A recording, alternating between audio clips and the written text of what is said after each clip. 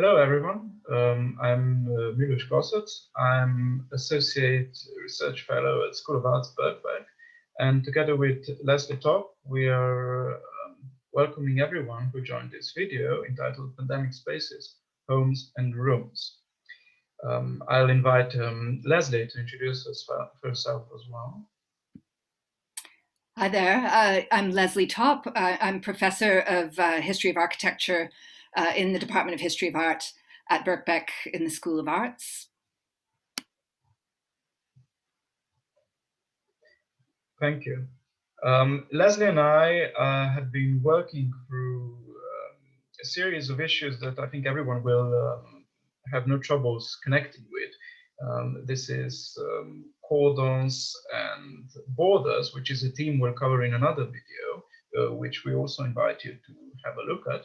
And Leslie has been herself focusing on the issue of homes and rooms, individual rooms, and the notion of isolation within a room, which I think we can all relate to in current situation. I'll be posing a couple of questions, and Leslie will tell us more about it.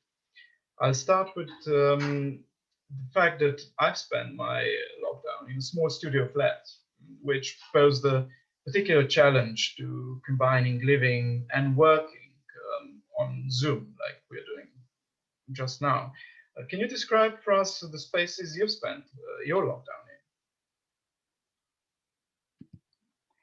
Thanks, Miloš. Yeah, so I live in Oxford, but not in the old historic centre. I live out in the suburbs, and we live in a very typical a house, very typical of that area, which is a 1930s semi-detached suburban house with a garden. And so myself and family, so husband and two children, have been for long periods of time together in this house. But with a range of rooms and the garden, of course, to use as well. And I also have the privilege of having a garden office where I can actually go to a space that's very small, but that is in fact separate. So I have a little mini commute as I walk through the garden to the garden office. So that's really where we've spent our lockdown, in addition to, of course, the spaces in which we've been walking as we take our daily exercise in the strictest parts of lockdown.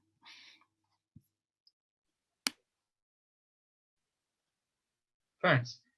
During the periods of the most severe restrictions in the UK, the guidance was to stay at home. Can you unpack this statement for us? What did it assume about people's domestic space and living conditions? Yes, so there was this very strict and quite clear slogan: "Stay at home, protect the NHS and National Health Service, save lives." That was in place in the first lockdown from March 2020, and then again from Boxing Day 2020 through till quite recently. So it interests me, the slogan "Stay at home," firstly because it assumes that everyone has a home. And it also, I think, assumes a lot about what that home consists of. So it's a highly kind of normative statement that says that one's home most likely is the kind of home that, in fact, I live in. So it's a single family home that with an attached garden in a suburban location, which of course is a kind of standard mode of the British domestic arrangement, but is of course only standard. It doesn't represent the wide spectrum of places people live, and many people live, of course, in what you'd call congregate settings, right? So not just with their own families or not alone. They live in houses, HMOs, so-called, the houses of multiple occupancy, in care homes, of course, which have been very much in the news, care homes, nursing homes, homes for people that need care, children's homes, prisons, student dormitories, and of course there are people who are homeless and either are living on the streets or are living, in highly precarious situations. That they've been housed in B&Bs, or they're so-called sofa surfing, which sounds much more exciting than, of course, it is. So, I'm there's that kind of assumption in stay at home that we know what a home is, and that home could be a place that is stable and secure, and that where you can control who comes in and out of that home. Because of course, what's at the basis of this naturally is infection control and remaining only in contact with those people that you're often in contact with in your own household. But it's hugely problematic for people who have lots of contact within their home and do not have control over that. The other thing, of course, it's problematic for is living some kind of bearable life, right? So that often will depend on spaces outside the home, and there will be people whose, in a way that they've probably taken for granted because it's so necessary for them, spend very little time or really rely on, spend very little time at home, or really rely for what they need to do in their lives and what they want to do in their lives on spaces outside the home. So that's most obvious, of course, if to earn a living, you need to be working outside the home, which is, of course, the position that many people are in. And the one that we hear a lot about is social connection. So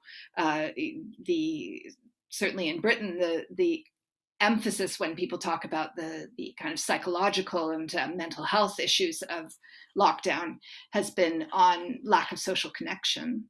But what goes often unmentioned is the situation for people who are living with lots of other people all the time, the need for solitude, and the way that relies on, for a lot of people, on spaces outside the home. So so for instance, I can think of this in terms of my own students, and I'm quite aware of several students who for whom learning at home is really, really difficult because of the lack of quiet space, the lack of space within which they can concentrate, whether that's because they have lots of children that they're looking after who are around them all the time in small scale domestic circumstances, or because they live in with a bunch of other people. They sometimes don't have their own rooms, in fact. And so to have the kind of solitude needed for productive study, they've in the past used the library all the time. They've used cafes. They've used spaces where they can be assured that with their headphones on and without any expectation of having to interact with people around them, they can create that kind of bubble of solitude.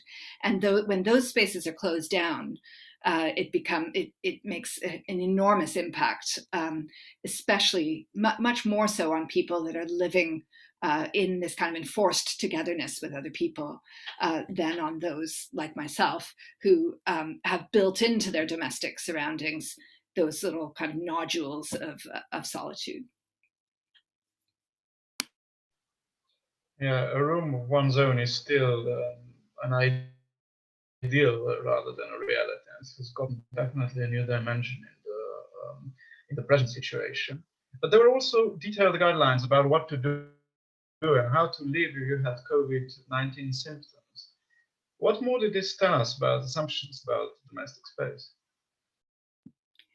Yeah, so on top of the stay-at-home order, of course, there's the issue of if you test positive for COVID, or back when there wasn't so much testing, if you just had symptoms of COVID, you would need to self-isolate. And it's fascinating to read the details of what that involves, or what the government recommends, how the government recommends people behave.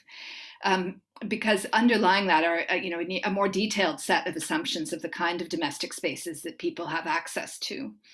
And above, top of the list there is that you have your own room.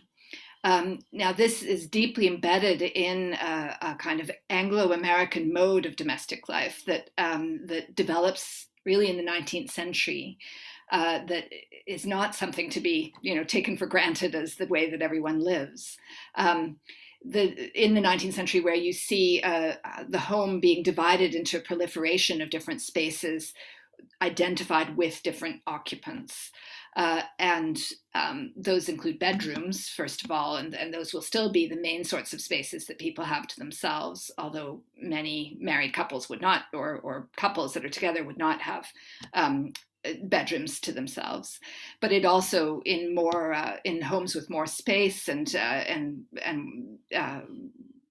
the homes of more affluent people, it also comes down to things like home offices, studies, libraries, the old boudoir or some kind of space of self-grooming. This proliferation of small spaces. There's the room itself. Then on top of that, in the guidelines, it said if you have more than one bathroom, the infected person should try to use one bathroom all to themselves. And of course, that reflects something that is more recent, in fact, which is the proliferation of individualized bathrooms, ensuite bathrooms attached to one room that are meant for the use of one person as opposed to a shared situation, which has been the case, up until really relatively recently. So again, it's this normative impulse, the idea. And that, I think, is an extreme version of that probably if you looked at how many people had access to their own bathroom, it would really be a small minority of the population. And yet that's written into the guidelines as if it's something much more widespread. Thank you. Yeah, that's fascinating. Your current research is on living arrangement in psychiatric hospitals and prisons in the 19th century. Can you tell us more? Are there any relations with the things we've just been talking about?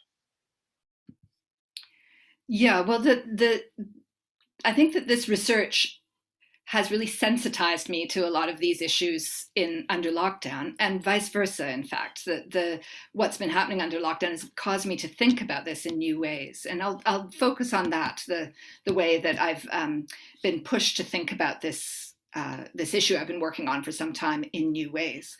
So my emphasis in the beginning stages of this project has been on isolation, on single rooms within institutions of confinement.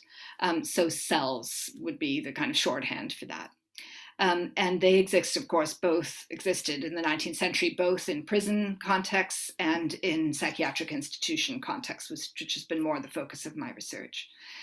But the phenomena that I've been talking about, this kind of enforced togetherness and lack of solitude in domestic spaces, has made me think more and become much more aware in the sources of how in psychiatric hospitals there's a move away from providing a single room for each patient who is resident long-term in that institution. And in order to save money and also to increase surveillance over people, there's a move towards housing all those as many people as possible in dormitory accommodation. So all in the same room, and so your private space is reduced to really just your own bed and a kind of small, very easily violable zone around the bed, and maybe a locker. And that's really it in terms of private space. And I've been looking at how decisions are made, how that debate went on in the early 19th century in Britain, and comparing it to other countries. So, for instance, in France, there was always an assumption that people would live in dormitory settings unless they were deeply disturbed or presenting some seen by the doctors as presenting some sort of danger to other people, in which case they would be in really very secure cells, which the French always called cells, whereas the English had this slightly more fluid notion of that and were interested in developing something between the cell and the dormitory, which was just a single room, which was supposed to be a kind of bedroom type space, the way that middle-class people were more and more expecting in their own homes. So so basically the British start to follow the French in putting most people in dormitories, but they make very strong distinctions based on class and on educational background. So people from laboring classes, from agricultural, kind of the poor rural classes, there was no thought about it really. They felt, in fact, they justified putting people like that in dormitories because they felt they'd never experienced anything. They would be quite kind of unsettled by living in a room by themselves. Whereas people who were more educated uh, and definitely people who could pay for their own care and were really quite affluent, they would in fact demand single rooms, and they would find life in a dormitory, doing their prayers, getting dressed and undressed in front of other people, absolutely unbearable. And so it sensitized me, the pandemic, to not just isolation, but also its opposite. And it's brought me around to this idea that there's something called spatial reduction at the heart of all of this.